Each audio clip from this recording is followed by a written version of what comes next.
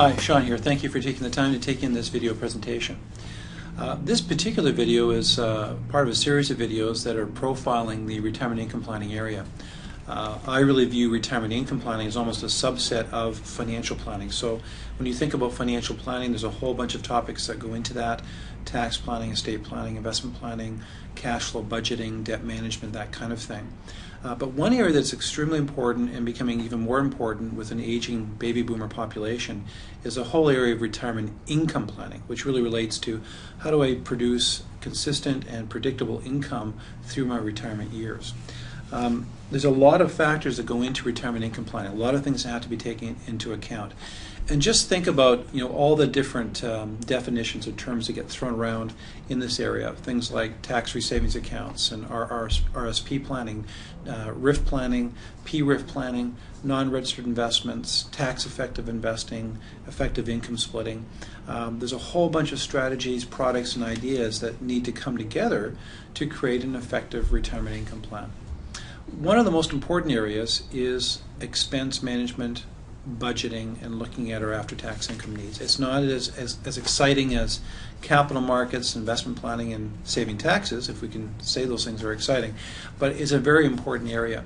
If you look at polls for financial planning generally, but particularly in the area of retirement income planning, one of the areas that comes out as a consistent concern for folks is, I don't want to have more life than income. I want to make sure that I have long-term income security. And where that starts is really looking at your budget. We encourage clients to begin looking at that no less than 3 years before retirement, and I have a few tips that I'll walk you through in terms of that budgeting process. So as we start talking about retirement income planning and expense and budgeting for retirement, the analogy that I want to use is the analogy of a passenger jet doing a North Atlantic flight from North America, let's say, to Europe. And as that pilot files his flight plan with the authorities, what they do know is that once they take off, they're going to hit turbulence and some unpredictable weather forces that might take them off path. And so that plane is constantly veering off maybe 1 degree or 2 degrees off path, and the pilots and the technology helps to ensure that that plane gets back on path so they get to their destination at the appointed time, so time effectively and cost effectively for that airline and for the passengers. And can you imagine if they didn't make adjustments along the way? A 1% change or 2% change doesn't sound like a lot, but over 1,000 kilometers or more, that can lead to a huge difference between where you thought you would be landing and where you actually land. And expense management through retirement is really the same kind of idea. We file our flight plan. That's our budget. And there's a process for arriving at the budget. But once we have taken off and we're in retirement, it's very important that we make adjustments on a regular basis to take into account changes in personal circumstances, capital market changes or investment changes in terms of return. There could be tax or legislative changes that governments roll out that did not exist when we retired, but were implemented through our retirement years. So it's a constant, ongoing adjustment. Sometimes we work out a budget and we think that for the most part that's the budget we're going to run on, and then all of a sudden there's surprises along the way, and so we have to adjust our budget plans. So keep that analogy in mind. I think it's a very apt analogy, and it's helpful to think about that as we go through this discussion today. Okay, where do we start in this budgeting or cash flow management process for retirement? Well, like I said, I do believe it's a good idea to begin looking at expenses at least 3 years before the retirement date, the effective retirement date that you're thinking about. Now, when I say looking at expenses, I'm not saying that necessarily you have to go out and get Quicken or Microsoft Money and track every single penny that you spend for a period of 2 to 3 years. But what I would recommend you do is that every once in a while you spend a 3 to 4 month period where you really isolate and drill down and track your expense trends. I think a 3 to 4 month period is a long enough time to give you some trending in terms of what the patterns are in your expenses. So what are my basic non-discretionary expenses, those expenses that will happen no matter what? And examples of that could be utilities and maybe car payments and basic grocery expenses that are pretty consistent over time, maintenance costs on shelter, rent payments. I mean, there are expenses that are going to always be there. And then you're going to have your discretionary expenses. It could be hobbies, it could be memberships, it could be dining out as an example, where you have a little more flexibility. So my encouragement to my clients is to begin looking at those expenses, and every once in a while over that 3-year period before retirement, track it for a while, get a sense for the trends. Now when you get those monthly trends, don't forget about the annual expenses that pop up as well. So there's, whether it's property taxes or other things that need to be factored into your expense monitoring. What you see in front of you is really a worksheet that we use. We use a financial planning software called FP Solutions. This is part of one of the modules of that software. And so when you look at this particular schedule, under basic expenses here, you've got food, clothing, personal care, medical and dental, life insurance or disability payments. Some of those expenses may not be there when you retire. You may not have disability insurance anymore. If you go to transportation expenses, we've got things like auto insurance and basic maintenance and fuel and oil, which are fairly predictable ongoing expenses that you can incur. You then have things like entertainment and restaurants, self-improvement, clubs and hobbies. And what we encourage clients to do is do the tracking and begin to forecast out what your current monthly budget is between discretionary and non-discretionary, and then what you anticipate your retirement budget to be. Now, if you're viewing this particular presentation on screencast.com, under the attachments tab for this video, you'll find a couple of PDF documents that we've put together for you. So one document is a basic spreadsheet that you can use for regular monthly expense tracking, and the other document is to get you thinking about your pre-retirement budget and your post-retirement budget. So take a look at those documents. It can be very helpful. If you're viewing this video in some other way, somebody's forwarded it to you, it's got onto YouTube or whatever, and you're looking for information on those documents, just go to our website. Our website is www.shaunhumphries.com, and you'll find those downloadable expense sheets there as well. So let's continue with the discussion on expense monitoring. One last point that I'll add around this whole expense or budgeting area is, ideally, as you begin to separate out your non-discretionary expenses from your discretionary expenses, you want to try to match your non-discretionary basic expenses with what I would refer to as regular, consistent, guaranteed sources of income. Now, examples of those kinds of income sources would be Canada Pension Plan, old age security. You could have a pension or annuity from your employment, as an example.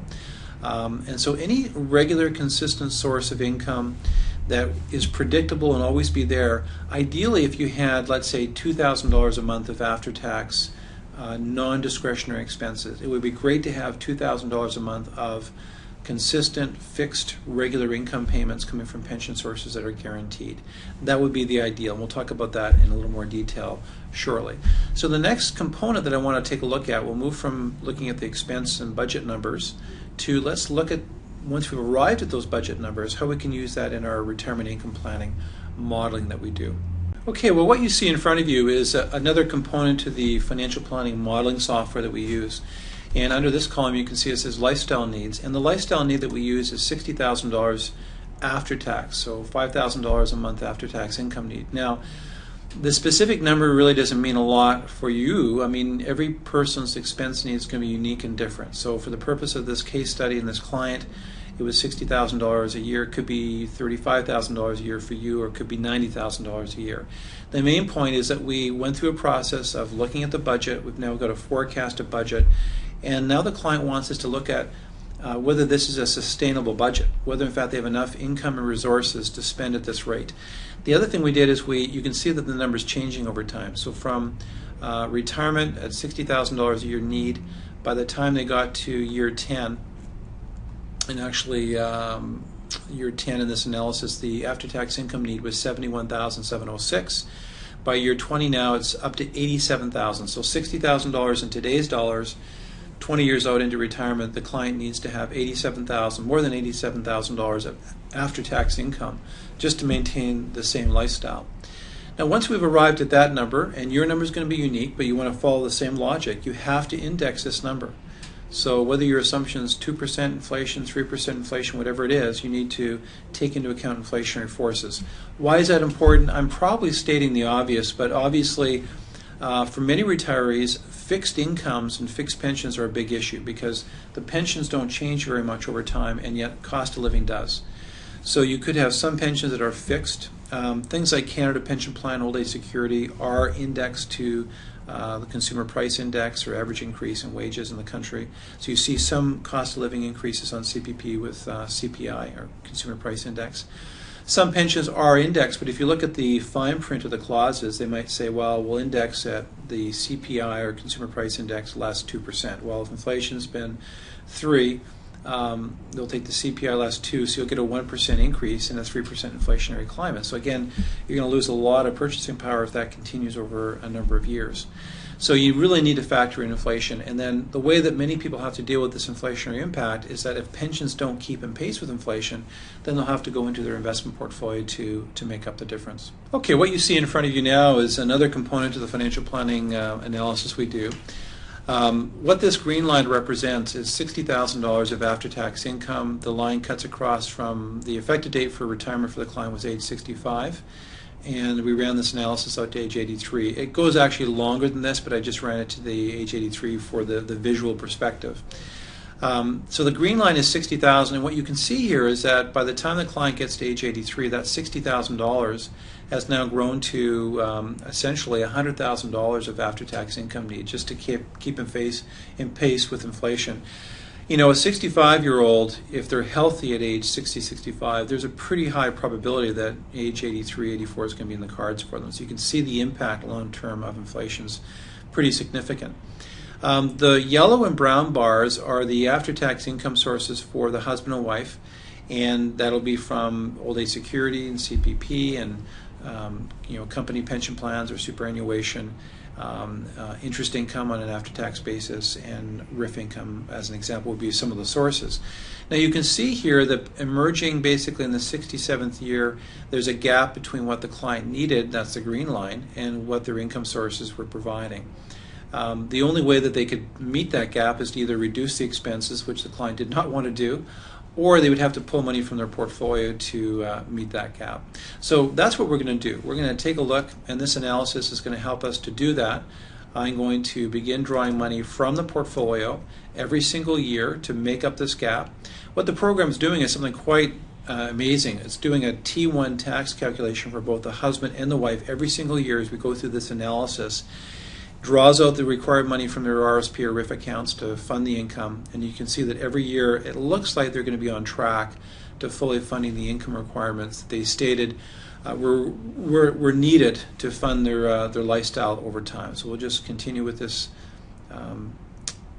optimization of cash flows, and yes, in fact, it looks like their income is fully funded. So you can see here the green line matched up against their income sources, which are the bars. There's no shortfalls in this particular analysis. So that's a good thing. The client can walk away understanding that they have a sufficient asset base to spend at $60,000, which goes basically from $60,000 to about $100,000 between age 65 or age 60 and age 83. The next thing we want to do is look at their tax schedule. So let's just take a look at that. And the first tax schedule we'll look at is for the husband. And what you're seeing in front of you is a schedule where this blue line here that cuts across, any income, which is the green, below that line is at the lowest tax rate. Any income above this blue line would be at the middle tax bracket. And you can see the client is consistently at the lowest tax rate all the way through retirement, which is the ideal scenario from a tax planning standpoint. Let's take a look at the spouse's income. And so what we'll do is we'll just bring up that spreadsheet.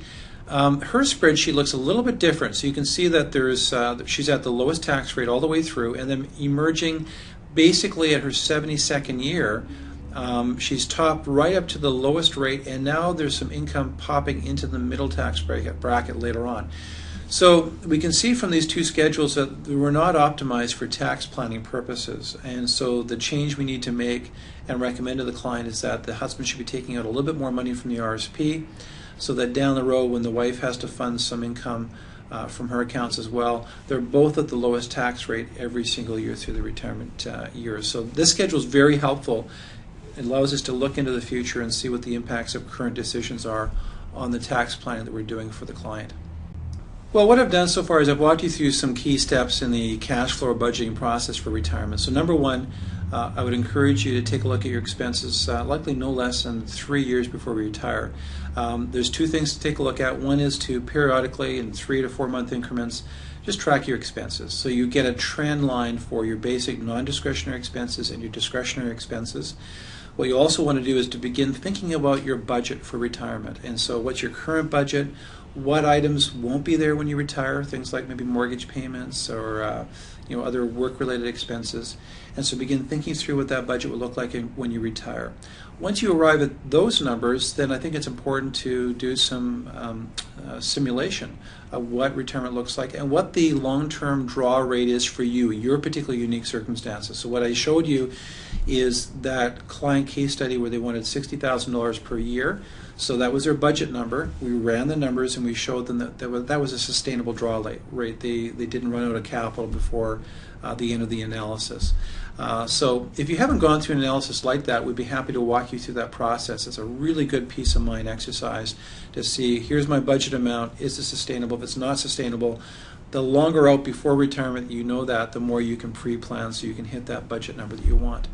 Now, once you are retired, it's also very important to look at these numbers quite regularly. So obviously there's been changes to personal circumstances. There might be legislative changes that could impact on tax rates or government benefits. There could be changes to capital markets. So markets may do better or worse than what you anticipated. You might have to respond to those changes in your retirement income planning. So there's a number of events that should force you or trigger you to review your cash flow and budgeting and make sure it continues to be sustainable, or whether you have the flexibility to even increase the expenses if we've had better market performance, that kind of thing. Also throughout the year, probably a good idea to assess expenses, probably at least annually for sure, but maybe 2 to 3 times a year, look at your budget. The one thing that can throw off a retirement income planning forecast is for a client that says, well, I need $60,000, but every once in a while they're going in and taking out another $10,000 or $15,000 from their portfolio for numbers that really were not anticipated in the initial budget. So if you see that happening once in a while, that's probably okay, but if it's a consistent pattern, that's a red flag, and it's something that should be really reviewed. The last area that I'll just leave you with in this important area is a pet peeve for me, and that is, I don't think rules of thumb in this area are relevant. Your expense and cash flow requirements are unique to you.